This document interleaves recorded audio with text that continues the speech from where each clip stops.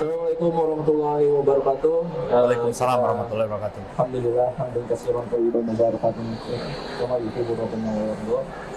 Di sini kita kedatangan tamu nih, insyaallah. Alhamdulillah, tamu dari salah satu anggota BMTA Sidik yang memang selama ini telah menjadi bagian dari BMTA Sidik. Kita ikuti perjalanan dari tamu kita ini, insyaallah. Kita perkenalkan dengan Mas Bobi ya. Siap ya. Boleh perkenalan diri Mas Bobi? Ya, nama Bobi. Ya. Ya, usia 42 tahun. Domisili Jakarta Selatan. Domisili Jakarta Selatan. Jakarta Selatan, insyaallah. Kalau boleh tahu Mas Bobi, selama ini Mas Bobi sudah berapa lama Mas jadi anggota BMTA Sidik? Kalau anggota udah cukup lama dari awal, tapi untuk mudaroba dan musyarakah baru pertama kali itu, beberapa ya baru selesai, mungkin sebulan Pak, berapa bulan ya kemarin gitu ya. Ya, masih udah berapa lama Mas Bobi, dari tahun berapa kira-kira, dari awal BMT berdiri atau Dari awal, Mas? dari awal. Kenapa Mas Bobi pilih BMT ini sebagai apa namanya? Maksudnya yang menjadi bagian saya percaya ini sama BMT nih untuk menjadi anggota, itu apa sih ini? Ada Jadi alhamdulillah doa saya dikabulkan gitu, bisa bertemu dengan sahabat, mendapatkan ilmu yang bermanfaat gitu ya, dan kemudian penghasilan juga sedang berusaha untuk halalan thayyiban lah gitu ya, dan thayyiban. Karena saya melihat dan pernah juga merasakan gitu ya, bahwa Indonesia, masyarakat sekarang ini kalau ditanya gitu ya, makan babi halal apa haram? Haram gitu ya. Ya, tapi kalau misalkan nyimpen uang di bank atau sekarang yang lagi viral misalkan pinjol, halal atau haram? Haram gitu kan. Haram gitu. Bahkan qadarullah ya, ada juga yang menghalalkan juga itu. Saya nggak ngerti itu apa ilmunya gimana gitu. Intinya dari situlah saya melihat ada keprihatinan bahwa sebenarnya banyak sekali masalah-masalah kehidupan gitu ya, yang tanpa kita sadari bahwa itu sebenarnya berawal dari praktik muamalah yang salah gitu ya. Dan saya sendiri baru sadar belakangan aja gitu kan, bahwa transaksi ataupun apapun lah bentuknya gitu ya, kalau tidak sesuai dengan syariah itu ada implikasi langsung yang dirasakan dalam kehidupan di dunia ini. Dan mudah-mudahan yang pernah melakukan ya diampuni dosanya gitu ya, dengan bertobat ya, itu instan gitu, rasa. Jadi selama Mas Bobi bergabung menjadi anggota BMTA Sidik, di situ Mas Bobi baru merasakan banyak manfaat ya? Ya, banyak sekali ya, insyaallah. Yang didapatkan dari pertama dari harta yang berkah gitu kan, dari simpanan di sini yang memang tidak ada unsur ribanya, betul kan. Dan sekaligus Mas Bobi juga sekarang katanya punya usaha ya Mas Bobi ya? Ya, ada usaha ya? Betul. Jadi banyak sekali nih sebenarnya yang seperti saya ini gitu ya, yang dulunya memang profesinya ya ini untuk supaya menjadi ibroh ya, pelajaran buat ibroh ya, ibroh ya. Dulu usahanya mungkin ya ada yang nyerempet syariah gitu, melanggar syariah. Jadi karena tidak tahu ya, karena kebodohan gitu, kemudian menjadi tahu, kemudian gabung, dan di sini benar-benar mulai bisa dikatakan dari nol, bahkan dari minus lah gitu ya. Minus, benar-benar dari masalah hulu ke hilirnya terbantu gitu ya. Yang ada BMTA Sidik, mulai dari ilmunya gitu ya. Jadi ternyata riba nggak cuma riba aja gitu, tapi ada goror, kan, ada jolim.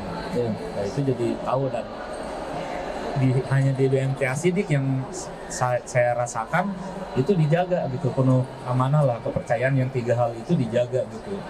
Sedangkan banyak sekali gitu ya, bahkan mungkin di keluarga saya atau teman-teman gitu, bahkan di sesama orang yang sudah mengaku sudah mengaji pun prakteknya banyak yang salah gitu. Dan langsung kerasa ya, misalkan ya, yang paling apa ya, masalah permodalan lah gitu ya, misalkan karena temen gitu, udah yuk, kamu kan punya uang gitu. Ikut-ikutan gitu ya. Saya punya usaha gitu, ya udah bismillah yuk, niat kita baik sama-sama, niatnya sih baik gitu, tapi nggak semua niat baik. Ternyata tidak memahami permodalan ini dicampur-campur, akad mudharabah kok jadi akad pinjaman. Berarti ilmu dulu ya. Iya. Wah, kacau itu kan. Kacau itu. Dan makanya kalau buat saya sih, kalau ada teman-teman yang punya uang lebih gitu, daripada di bank riba udah jelas, atau sekarang lagi investasi bodong gitu ya, atau investasi di teman tapi kita nggak tahu ilmunya gitu, walaupun ngakunya sudah ngaji tapi ya salah. Nah di BMT ini kan masya Allah ya, ada ustadznya dijagain gitu. Jadi dari akad, dari niat juga udah diurusin gitu, sampai ya alhamdulillah masya Allah gitu ya. Dan itu saya pikir harus semua orang makin banyak yang tahu, makin berfaedah gitu. Indonesia ini harus diselamatin kalau menurut saya itu. Iya, parah kalau prakteknya. Nah, cuman nih Mas Bobi, bisa diceritain nggak jenis usaha Mas Bobi apa sih? Maksudnya yang kita yang saat ini lagi dijalani Mas Bobi. Iya. Jadi saya lagi belajar jual beli motor. Nah kemudian kebetulan BMT lagi membuka program musyarakah. Jadi digarap bareng-bareng, BMT yang megang finance-nya, saya yang megang kesehariannya, ada investornya. Yang saya lakukan adalah waktu itu ada satu jenis brand motor ya, saya beli itu, pendanaannya dari BMT itu dari investor kan gitu ya. Kemudian saya kelola motor tersebut gitu kan, dijual lagi, dan keuntungannya itu sederhana sih gitu. Motornya kalau ada masalah kita betulin gitu, dan keuntungannya itu dibagi. Jadi sistemnya bagi hasil ya. Bagi hasil dari situ. Jadi memang antara anggota, maksudnya ini sama-sama menguntungkan lah insya Allah ya. Insya Allah sama-sama menguntungkan bagi hasil gitu. Jadi di situ saya merasakan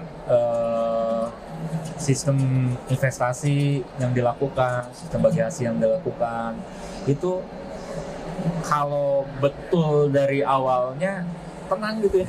Iya. Tenang. Beda kalau misalkan terjadi goror atau jolim, waduh, belum apa-apa kalau ada masalah, waduh gitu kan. Ini gimana nih solusi? Wah, kenapa nggak dibahas? Kenapa nggak detail? Kenapa begini? Jadi ada aja gitu permasalahan yang timbul. Dan kemarin yang saya rasakan itu, alhamdulillah ya, dengan saya tidak punya apa-apa gitu, dibantu oleh BMT, kemudian ada masalah permodalan, bisa jual beli motor gitu. Berarti ini sekarang udah bagi hasil ya dari hasil. Udah beres. Udah beres nih. Udah beres ya. Mudah-mudahan kita buka lagi nih. Masya Allah. Dan saat ini selama perjalanan itu Mas Bobi masih ngerasain was-was itu nggak sih Mas? Maksudnya ada ini nggak, kekhawatiran, wah ternyata ini ada yang salah sama ini gimana ya, pertanyaan ini ada nggak sih, masih ada nggak di dalam?